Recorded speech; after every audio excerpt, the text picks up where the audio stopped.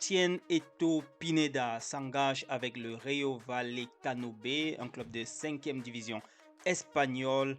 Maintenant, c'est le président de l'Assemblée nationale qui se prononce sur la crise entre le MINSEP et la FECAFOOT et se voit très optimiste quant à l'issue.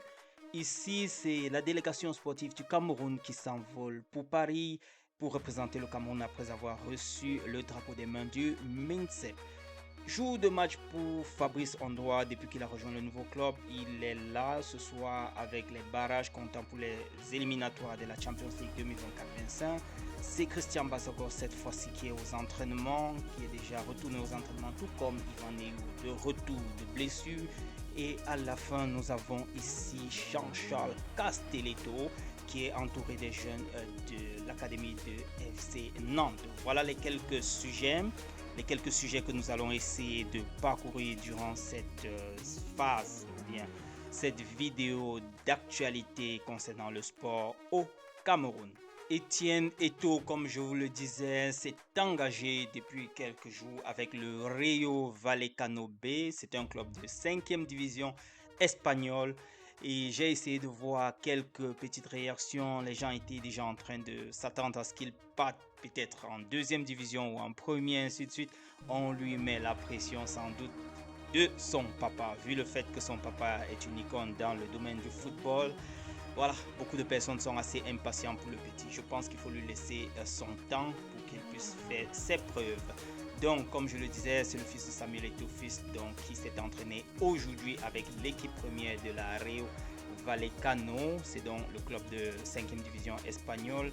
Il a signé un contrat avec la Rosef et voilà, il s'entraîne déjà. Souhaitons-lui tout simplement bonne chance afin qu'il puisse mettre assez de buts et que cette saison qui s'annonce soit la meilleure pour lui et que les lampadaires puissent s'allumer effectivement sur sa carrière et qu'il puisse décoller.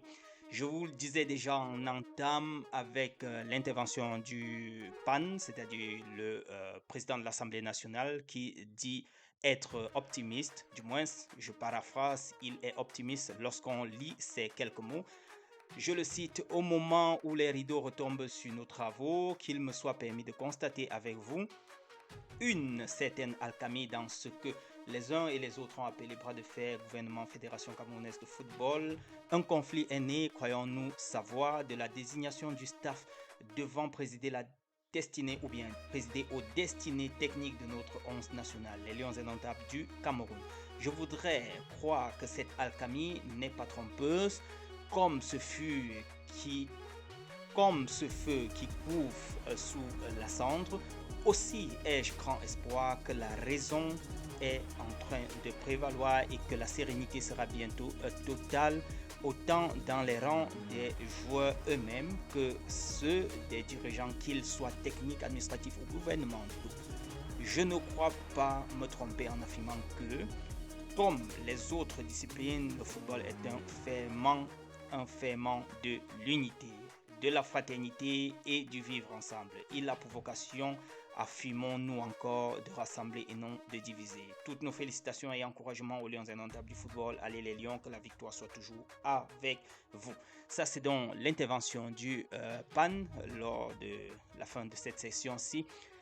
Alors, nous avons également parlé au début de ce partage d'actualité de la délégation camerounaise qui s'envolait vers Paris. C'est la Team Cameroun donc pour les Jeux Olympiques de Paris 2024 qui a reçu ce mardi, c'est-à-dire hier, n'est-ce pas, le drapeau au siège du Comité national olympique et sportif du Cameroun, l'étendard national, alors qu'elle s'apprête à représenter la nation à ces Jeux Olympiques à Paris en France le 26 juillet au 11 août prochain. Donc, ils ont donc reçu le drapeau donc des mains du ministre des Sports et vont aller représenter valablement le Cameroun de ce côté-là.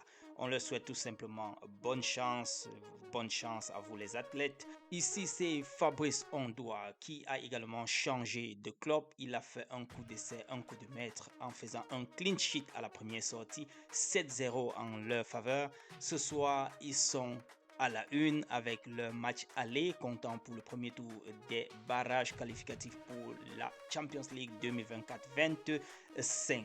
Voilà, on ne peut que te souhaiter bonne chance, champion, et que voilà, ceci te permette d'avoir un peu plus de chance dans tes... Voilà, et que les lampadaires, comme je le souhaite toujours, s'allument sur toi afin que tu puisses décrocher le maxi des contrats.